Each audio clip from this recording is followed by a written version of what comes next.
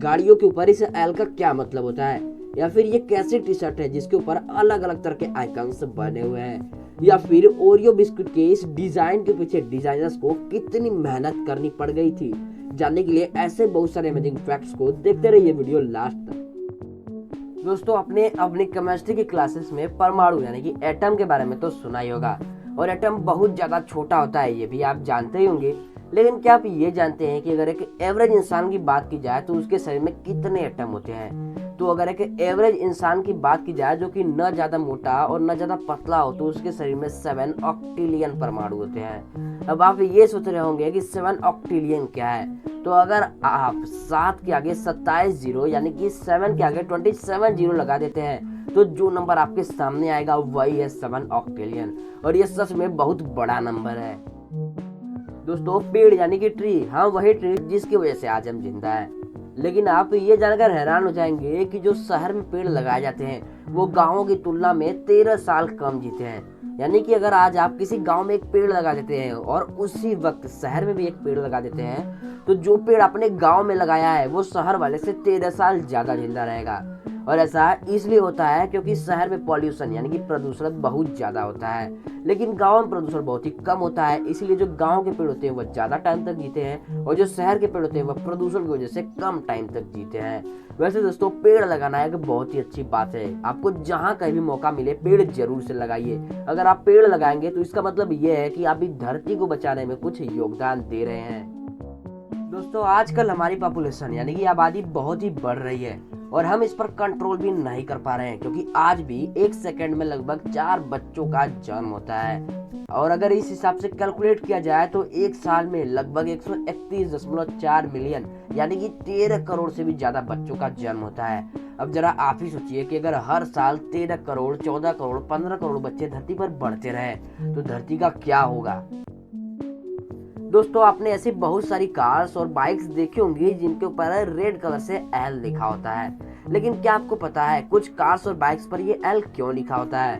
तो इस एल का मतलब होता है लर्नर या फिर लर्निंग, यानी कि उस कार के अंदर या फिर उस बाइक पर जो भी इंसान है उसे बाइक या कार सही से चलाना नहीं आता है।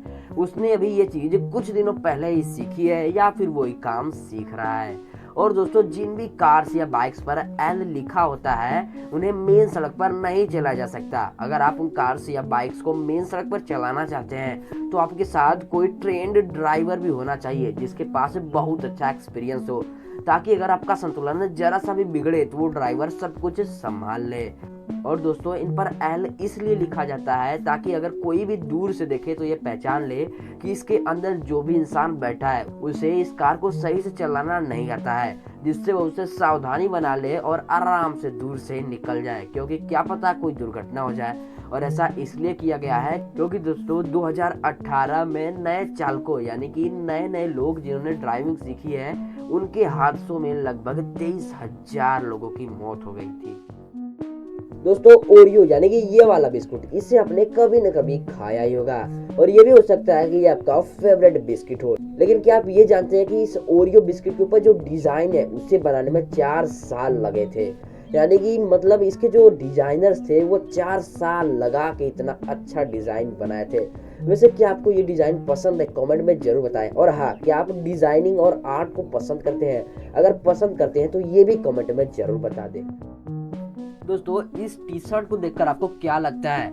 इस टी शर्ट को देखने के बाद आप जरूर से यही सोच रहे होंगे कि ये कैसा टी शर्ट है जिसके ऊपर अलग अलग तरह के आइकन्स बने हुए हैं। तो दोस्तों, ये टी शर्ट्स हमारे लिए नहीं है, ये टी शर्ट्स बनाई गई हैं स्पेशली ट्रैवलर्स के लिए, यानी कि ऐसे इंसानों के लिए जो कि अलग अलग जगहों पर घूमने का शौक रखते हैं। दोस्तों, ये टी शर्ट्स उनकी काफी मदद कर सकती है, क्योंकि दोस्तों इसमें टोटल 40 आइकन्स बने हुए हैं, और इन आइकन्स की मदद से आप सामने वाले से बिना उसकी भाषा जाने भी बहुत सारी बातें कर सकते हैं। जैसे कि जो यहाँ पर फूड वाला आइकन है, इसकी मदद से आप इंसान को ये बता सकते हैं कि मुझे फूड की जरूरत है, यानी कि खाने की जरूरत है। और जो मनी वाला आइकन है, इसके थ्रू आप उसे ये बता सकते हैं कि हमारा मनी खो गया है या फिर हमें मनी की जरूरत है। तो अब आपको समझ में आ गया होगा कि आखिर ये कैसा टी शर्ट है जिसके ऊपर अलग अलग तरह के आइकन बने हुए हैं। दोस्तों, क्रिकेट एक ऐसा नाम जिसे भारत का बच्चा बच्चा जानता है।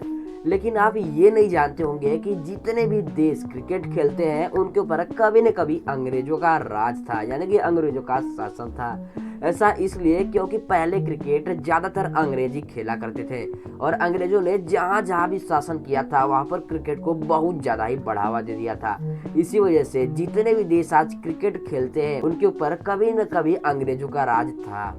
तो चलिए बढ़ते हैं आज की वीडियो के एक प्यारे से सवाल की तरफ। तो आज का सवाल ये है, आपको ये बताना है कि ताजमहल की सालाना इनकम क्या है, यानी कि ताजमहल एक साल में कितने भारतीय रुपए कमा लेता है। अगर आपको आंसर पता है तो कमेंट में जरूर लिख दीजिए, और अगर आंसर नहीं पता तो चैनल को सब्सक्राइब करके बेल नोटिफिकेशन को भी ऑन कर लीजिए, क्योंकि इसका जवाब हमारे आने वाली वीडियो में मौजूद है। और साथ ही अगर ये वीडियो पसंद आई हो तो इसे लाइक जरूर से कर दीजिए और इसे ज्यादा से ज्यादा शेयर कर दीजिए, ताकि ज्यादा से ज्यादा लोग इन जानकारियों के बारे में जान सके। तो चलिए मिलेंगे अगली वीडियो में, तब तक के लिए जय हिंद जय भारत।